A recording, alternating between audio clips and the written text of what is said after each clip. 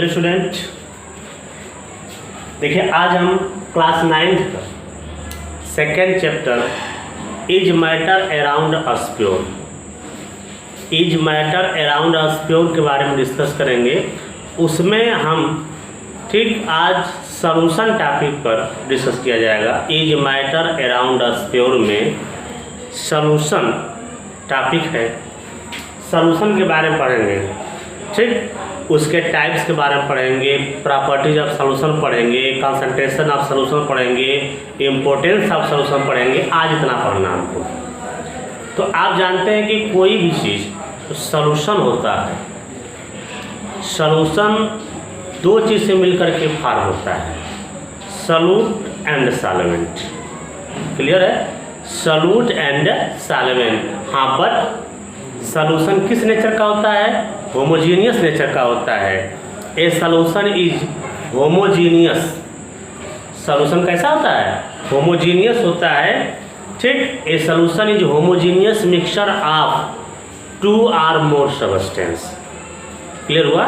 A solution is homogeneous mixture two or more substance. Okay, तो solution मैंने बताया आपसे कि सॉल्यूशन जो होता है, सॉल्यूशन ठीक के दो कंपोनेंट्स होते हैं, सॉल्यूट प्लस सॉल्वेंट। ध्यान दीजिए, क्लियर कर लीजिए। सॉल्यूशन में बताया कि ए solution is a homogeneous mixture, ठीक, टू आर मोर सब्सटेंस, दो या दो से अधिक सब्सटेंसों का वो होमोजीनियस मिक्सचर होता है सॉल्यूशन। ठीक, दो रहेगा, दो से अधिक रहेगा, इतना क्लियर है। दो रहेगा बाइनरी सॉल्यूशन, तीन होगा टर्सरी सॉल्यूशन। बाइनरी होता है, टर्सरी होता है, क्वाटरनरी।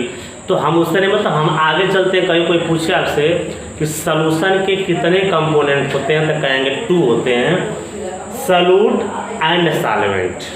तो सॉल्यूट एंड सॉल्वेंट के बारे में हम डिस्कस करेंगे।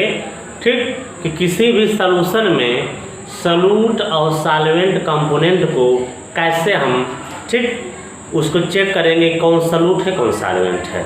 आइए हम बात करते हैं सॉल्यूट एंड सॉल्वेंट के बारे में। एक चीज़ सुनिए, किसी भी सॉल्यूशन में सुनिए, जो लेस अमाउंट में रहेगा, लेस अमाउंट में, ठीक, वह सॉल्यूट कहलाएगा। और जो लार्ज अमाउंट में होगा वह सॉल्वेंट कहलाता है। ओके, लेस अमाउंट में होगा तो सॉल्यूट और लार्ज अमाउंट में होगा तो सॉल्वेंट कहलाएगा। क्लियर है? कोई भी सॉल्यूशन हो, आपको यदि कभी कोई पूछे तो कहेंगे आप कि किसी भी सॉल्यूशन में दो कंपोनेंट होने, बताया ना कि दो कंपोनेंट होगा, सॉल्यूट होगा, सॉल्वेंट होगा। तो किसी भी सॉल्यूशन में यदि कोई सब्सटेंस लेस अमाउंट में है तो उसे आप मान लेंगे कि वो सॉल्यूट है। यदि वही सब्सटेंस यदि कोई लार्ज अमाउंट में है, अधिक मात्रा में है, तो उसको आप कहेंगे सॉल्वेंट है। क्लियर? वो सॉल्वेंट कहलाएगा। ठीक, लेकिन फॉर एग्जांपल एक हम लेते हैं, जैसे मान लीजिए आप कह दिए शुगर। ठीक, शुगर है प्लस वाटर हो गया। ठीक, वाटर, और आगे बन जाएगा शुगर सॉल्यूशन। शुगर सॉल्यूशन, देखिए शुगर सॉल्यूशन में जो हम शरबत बनाते हैं, शुगर का जो सॉल्यूशन बनाते हैं, आप जानते हैं कि उसमें शुगर जो चीनी होता है वो कम मात्रा में होता है, और वाटर एक्सेस अमाउंट में होता है, ज़्यादा मात्रा में होता है। तो जो लेस अमाउंट में होगा तो शुगर हमारा क्या होगा? सॉल्यूट होगा। ठीक, और यह क्या होगा? सॉल्वेंट होगा। ओके, कंफर्म कर लीजिए। जैसे हमने कहा कि sugar plus water sugar solution बना हमारा। ठीक, तो मैंने यही बताया था ना कि जो लेस अमाउंट में होगा वह सॉल्यूट होगा, जो लार्ज अमाउंट में होगा वह सॉल्वेंट होगा। Less amount, large amount. Clear? एक चीज़ लोग ये भी बताते हैं, ठीक, कि जो चीज़ डिजॉल्व होता है, जो चीज़ डिजॉल्व होता है वह सॉल्यूट है, और जो डिजॉल्व करता है अपने में, जो घुलाता है अपने में, वह सॉल्वेंट कहलाता है। उसे क्या बोलते हैं? सॉल्वेंट कहते हैं। क्लियर है ना? ठीक। तो जैसे मान लीजिए हम शुगर सॉल्यूशन बनाते ही हैं, तो शुगर सॉल्यूशन में आप बनाते हो, शुगर सॉल्यूशन के बारे में आप देखते हैं, डिस्कस भी करते होंगे, ठीक। तो चीनी क्या होती है, शुगर क्या होता है, डिज़ाल्व होता है, और वाटर क्या करता है, उसको अपने में डिज़ाल्व करता है। वाटर अपने में उसको क्या करता है, डिज़ाल्व करता है। इसका मतलब चीनी डिज़ाल्व हो रहा है, सॉल्यूट है, ठीक, और वाटर डिज़ाल्व कर रहा है, वो सॉल्वेंट है।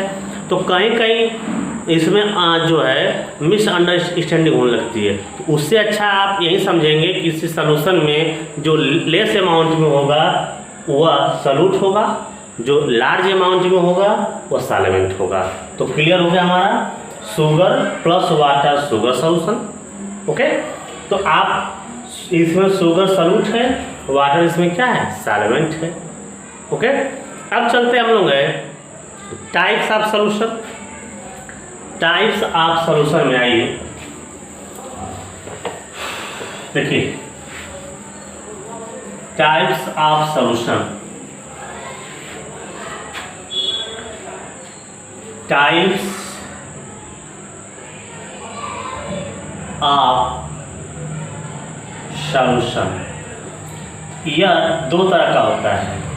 एक होता है एक्वस सॉल्यूशन और दूसरा होता है नॉन एक्वस सॉल्यूशन। ठीक, ध्यान दीजिए, आपको कंफर्म हो जाना चाहिए। एक्वस सॉल्यूशन माने ऐसा सॉल्यूशन जो विथ वाटर, जो वाटर के साथ बनाया गया हो, उसको एक्वस सॉल्यूशन कहते हैं। और जो विदाउट वाटर का बनाया जाता है उसे क्या बोलते हैं, नॉन एक्वस सॉल्यूशन बोलते हैं। Okay, aqueous and non aqueous.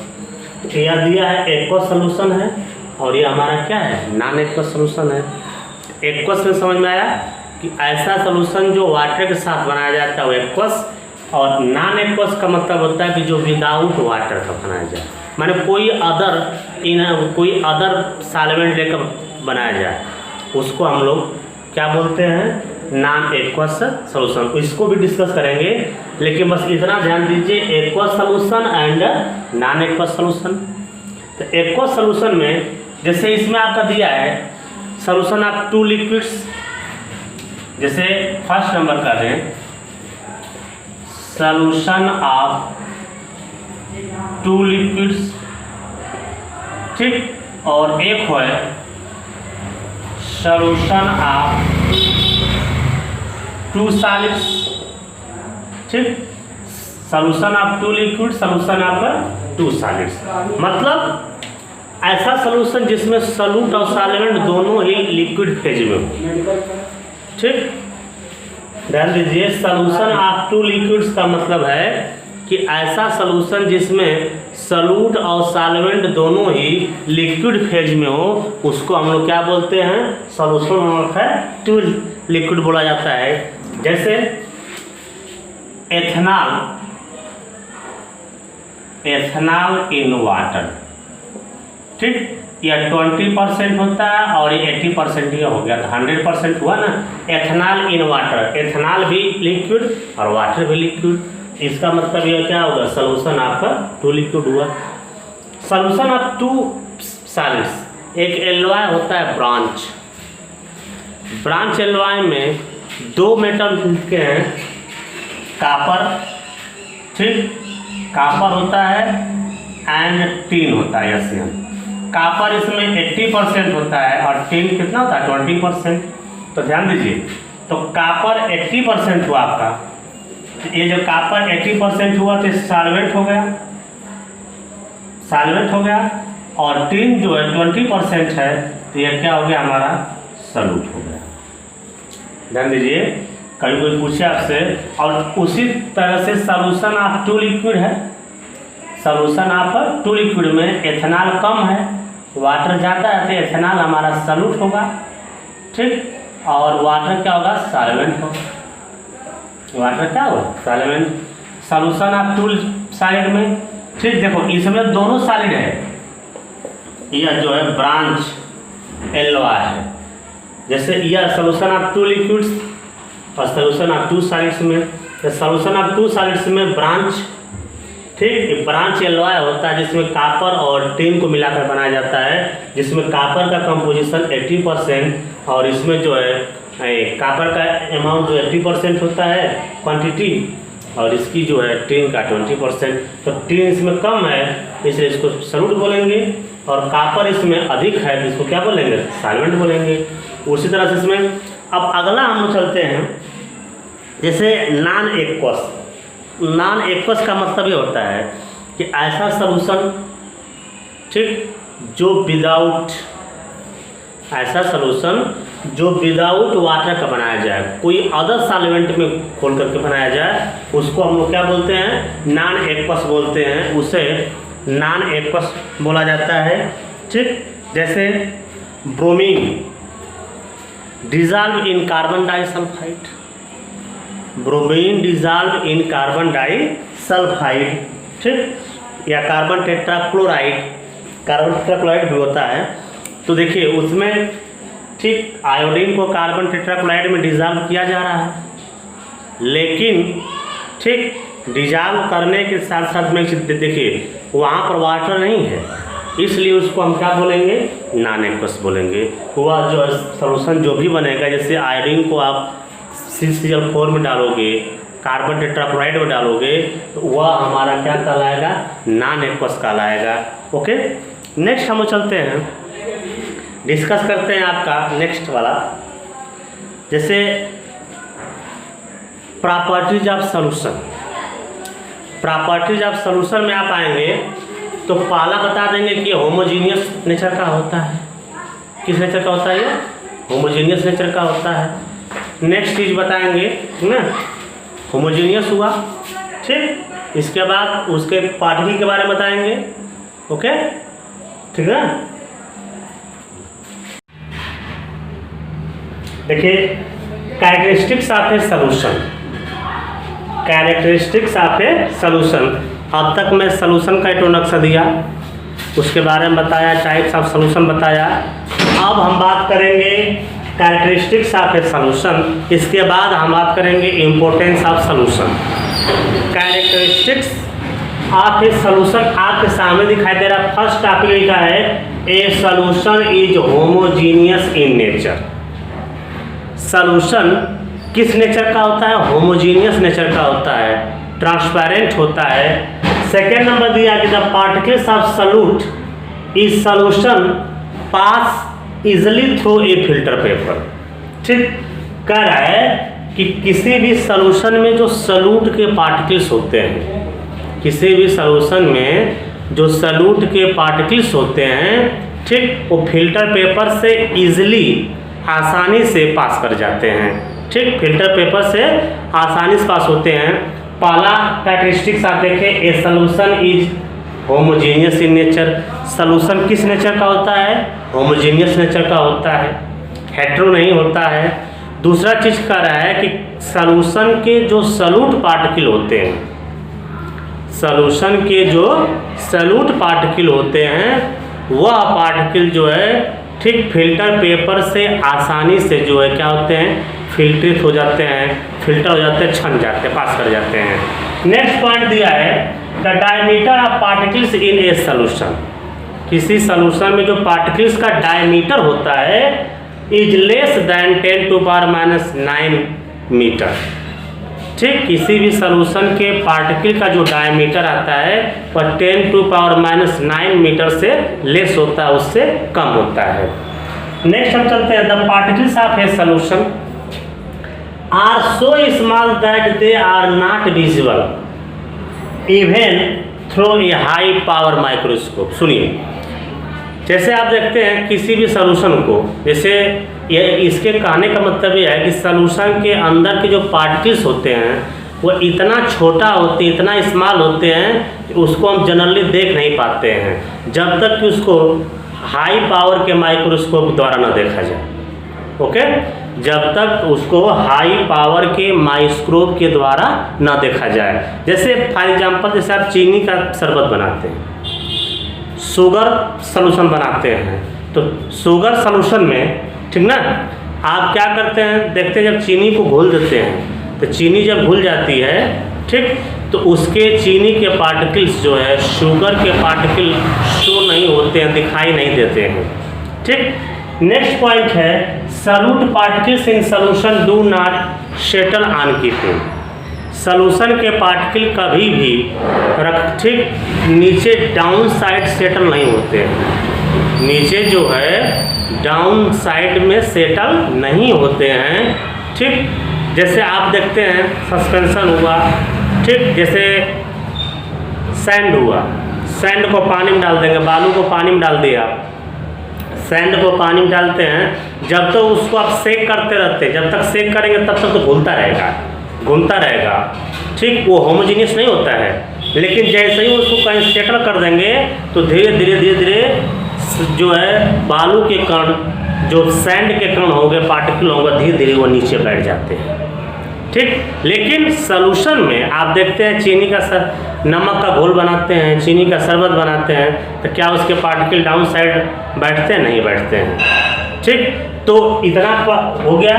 Next है a solution is transparent to light. ठीक, जो सॉल्यूशन कैसा होता है? ट्रांसपेरेंट होता है and does not scatter light because of very small particle size. लेकिन लाइट में वो स्कैटर्ड नहीं होते। क्यों? ऐसा क्यों नहीं स्कैटर्ड होते हैं? क्योंकि वो बहुत छोटे साइज के होते हैं, बिकॉज वेरी स्मॉल साइज के, बहुत छोटे साइज के होते हैं। और एक चीज़ और नहीं मैं लिखा था, इसमें बता दे रहा हूँ कि सॉल्यूशन में जो सॉल्यूट होते हैं वो अपने प्रॉपर्टी को रिटेन किए रहते हैं, माने वो अपने प्रॉपर्टी को बनाए रखते हैं। जैसे आप चीनी जानते हैं, शुगर का टेस्ट कैसा होता है? स्वीट होता है। शुगर का टेस्ट स्वीट होता है, मीठास होता है। यदि उसका सॉल्यूशन बना देंगे तभी तो मीठा रहेगा, नमकीन तो हो नहीं जाएगा, साल्टी तो होगा नहीं। यही वजह है। आप ये भी कर सकते हैं, या नमक का बनाएंगे घोल, साल्ट का, तो यदि वो नमकीन जैसा है, साल्टी है, तो सॉल्यूशन बनाने के बाद भी उसका टेस्ट साल्टी ही रहेगा, स्वीट नहीं हो जाएगा। मतलब यह है कि किसी भी सॉल्यूशन में सॉल्यूट अपने प्रॉपर्टी को रिटेन करता है, रिटेन किए रखता है, माने बरकरार रखता है, बनाए रखता है। तो आपको कैरेक्टरिस्टिक्स आपके सॉल्यूशन समझ में आ गया होगा। ठीक, सॉल्यूशन जो होता है होमोजीनियस नेचर का होता है। ठीक, उसमें जो है सॉल्यूशन में उसके जो सॉल्यूट होते हैं वो फिल्टर पेपर से आसानी से पास हो जाते हैं। नेक्स्ट, सॉल्यूशन के जो पार्टिकल्स का डायमीटर होता है वह 10⁻⁹ से भी कम होता है। ठीक, पार्टिकल्स इतना छोटा होता है कि हम उसको ऐसे नेक्ड आई से नहीं देख पाएंगे। हाँ, हाई पावर माइक्रोस्कोप लगाएंगे, अधिक पावर के माइक्रोस्कोप लगाएंगे तो आसानी से उसको हम तब उसको देख सकते हैं। लेकिन solute particles in solution do not settle. Solution के जो पार्टिकल्स होते हैं वह रखने पर, सेटल करने पर, जैसे रखने पर वह सेटल डाउन नहीं होते हैं, नीचे नहीं बैठते हैं। ठीक, और वह ट्रांसपेरेंट होते हैं, लेकिन लाइट के प्रेजेंस में स्कैटर्ड नहीं होते हैं। स्कैटर्ड का मतलब है वो बिखरते नहीं हैं, क्योंकि वो स्मॉल साइज के होते हैं। एक चीज़ और था कि सॉल्यूशन में जो सॉल्यूट होते हैं, ठीक, जो पार्टिकल्स जो सॉल्यूट होते हैं वह अपने प्रॉपर्टी को रिटेन किया रखता है। नेक्स्ट हम चलते हैं इम्पोर्टेंस ऑफ सॉल्यूशन। नेक्स्ट हुआ इम्पोर्टेंस ऑफ सॉल्यूशन। देखिए इस चीज को,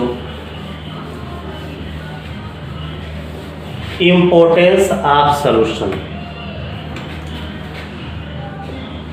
इम्पोर्टेंस ऑफ सॉल्यूशन। देखिए पहला चीज समझ लीजिए, सॉल्यूशन फार्म में जैसे आप देखते हैं रिएक्शन होती है, रिएक्शन होता है ना, यदि रिएक्शन एक्वस मीडियम में होगा तो रिएक्शन फास्ट होता है। सुनिए, सॉल्यूशन का यही है, यदि उसको किसी चीज़ का एक्वस बना करके, घोल बना करके रिएक्शन कराते हैं, ठीक, तो रिएक्शन फास्ट होता है। यदि वही रिएक्शन सॉलिड में कराएंगे तो रिएक्शन फास्ट नहीं होगा। इसका मतलब एक्वस में रहने का फायदा है, सॉल्यूशन फार्म में रहने का उसको फायदा है। दूसरा चीज़ आप देखते हैं, मेनी मेडिसिन, बहुत से ऐसी मेडिसिन होती हैं जो किस फार्म में होती हैं? सॉल्यूशन फार्म में होता है। कफ सिरप हुआ, आई ड्रॉप्स हुआ, ईयर ड्रॉप्स हुआ, ईयर, ठीक, बहुत सी चीज़ें आप देखते हैं। सॉल्यूशन फार्म में रहने का वजह यह होता है कि वही मेडिसिन यदि साइड फार्म में रहेगा तो हमारे बॉडी में जाने के बाद सेल द्वारा एब्जॉर्ब नहीं हो पाता आसानी से। लेकिन यदि उसी मेडिसिन को हम एक्वस फार्म में लें, किस फार्म में लें, एक्वस फार्म में लें, तो वह आसानी से जो है सेल के थ्रू एब्जॉर्ब कर लिया जाता है, ठीक। तो बहुत सा ऐसा चीज़ है, सॉल्यूशन का बहुत सा इम्पोर्टेंस है, ठीक।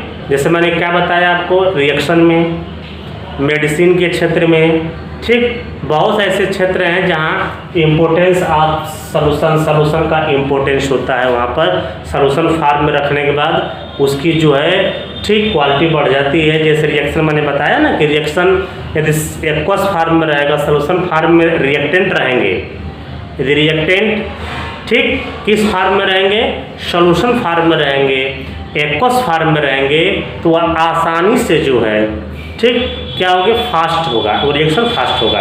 यदि वही चीज़, वही रिएक्शन साइड, यदि उसी रिएक्शन के जो रिएक्टेंट मॉलिक्यूल हैं साइड स्टेट में रहेंगे तो रिएक्शन स्लो होगा, ठीक। और तमाम आप देखेंगे मेडिसिन के अलावा बहुत ऐसा क्षेत्र है जहाँ पर एक्वस सॉल्यूशन में रखने पर, सॉल्यूशन फार्म में रखने पर वो उसका जो है इम्पोर्टेंस थोड़ा बढ़ जाता है। तो इम्पोर्टेंस ऑफ सॉल्यूशन बहुत इसका ब्रॉड है, ठीक। तो इतना आपको क्लियर हो गया।